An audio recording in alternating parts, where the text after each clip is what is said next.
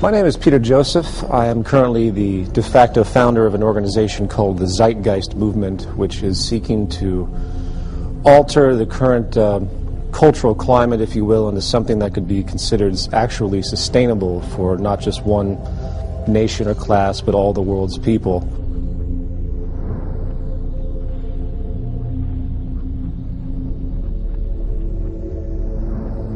We live in a paradigm now where we have society operating on the idea that we can grow infinitely. Therefore, we keep buying and consuming regardless of how many resources we have. This creates a collision course with nature, which the world is figuring out right about now on many levels, that the Earth is essentially a closed system. It took billions of years to create the minerals we have. It took many, many hundreds of millions of years to create the fossil fuels which govern everything we have.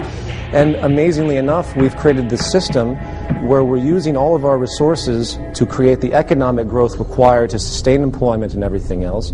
And simultaneously, we're diminishing our resources at a near exponential rate, it seems, as population continues to grow. And no one seems to understand that it's an absolute clash, and that eventually we're going to run out of pivotal resources, and eventually you're going to see things, I don't know, like the human population start to dwindle down.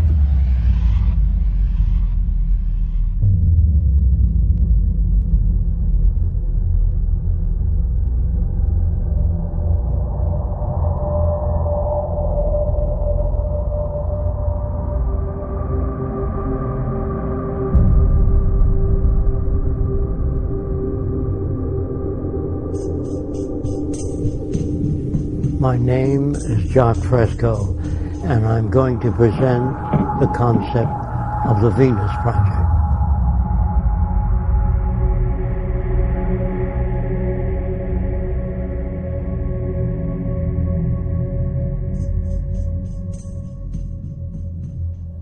If you don't want war, if you don't want poverty, hunger, unemployment, you have to declare all the Earth's resources as the common heritage of all the world's people.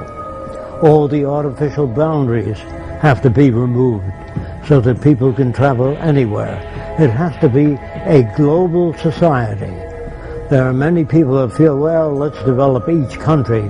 You can't do that, because if the Russians do experiments with nuclear materials and the Chinese, that air goes all over the world. So it's very hard to work independently. So I would say, if you want these things, you have to change the way your society operates.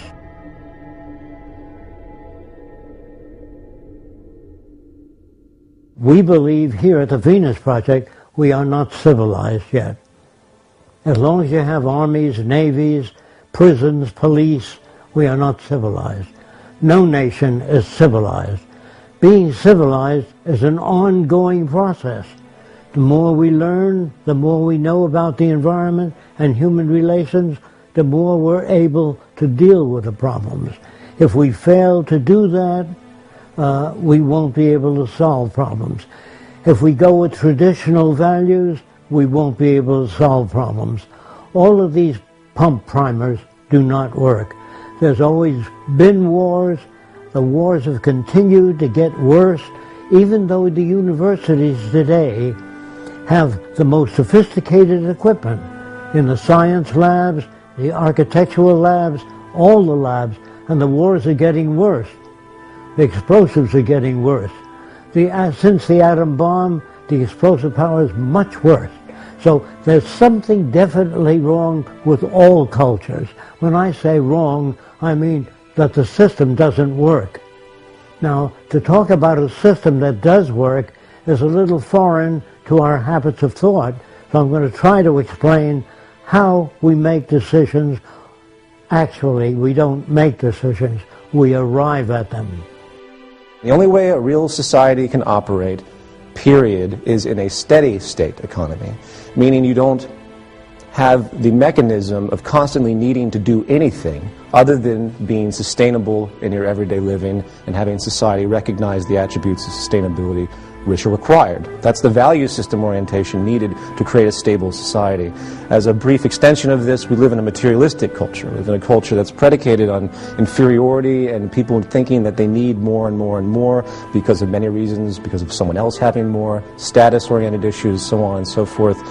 And that fuels into this mechanism of the growth economy, of getting more and more holidays, people give each other gifts. These are inventions for economics.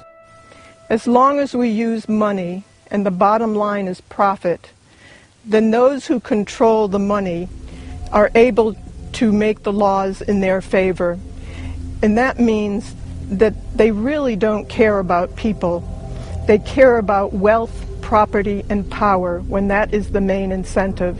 So when we use a monetary system, there is no justice within this system. There's no making this system equitable. What we need is an entirely new system that we call a resource-based economy.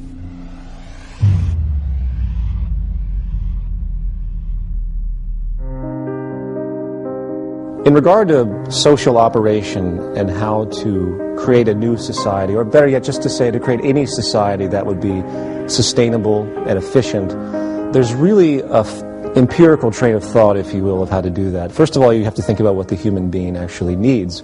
We require resources at the bare minimum. We require food, water, etc., as we all know.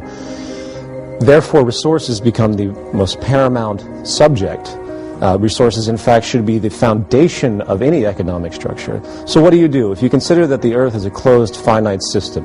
First thing you have to do is do a survey of the Earth's resources and the carrying capacity of the environment. If you produce a population far in excess of the carrying capacity of the environment, you're going to have trouble. You're going to have malnutrition and all the problems that go with it. So first we have to find out what can each successive environment carry and maintain a population in accordance with the carrying capacity of the Earth. Not what I like or somebody else likes or some politician's notions. It has to be based upon the carrying capacity of the Earth. To organize a structure based on the intelligent management of the Earth's resources, you start from essentially the base level of where is everything. So you look at the planet and you say, okay, we have iron ore here, we have petroleum deposits here, if we were using petroleum at that point in time. In the future, hopefully will not be because it's damaging. We have places for great wind energy here. You get the point. We can assess the entire environment of what we currently use based on our technological facilities at that point. And we start to create a structure of analysis, maintenance, and management, and basically monitor and understand what we have. Then we can design the parameters for the new society. Without a survey, we couldn't do that. Survey means physical disabilities, all the known diseases. That tells us how many hospitals we have to build. Of course, the survey would include available materials. Otherwise, if you just sit down and turn out a hospital or turn out a social plan, not based on what you have, not based on what Fresco believes, only statistical evidence. The end of what's your opinion should have been gone in 1927. Then you move to the next level. How do we utilize the resources in the most efficient way? Technology is the methodology to harness any type of resources we have. Technology is the growing intellectual field that allows us to know how to manipulate our environment for our betterment and to be more sustainable, hopefully. So what we do is we utilize our technical information, and then we analyze the planetary resources. Then we build from the ground up an entire infrastructure, not based on the whims of any type of ideology, capitalist, socialist, fascist, whatever, what have you, communist. You do it based explicitly on the most efficient means to do it with the most peak efficiency possible based on the technology available at the time, the intellectual resource of the time. You have peak efficiency and sustainability as your goal. You just simply weigh all parameters when you analyze anything, and then you're going to build a society that is essentially, for lack of a better expression, perfect.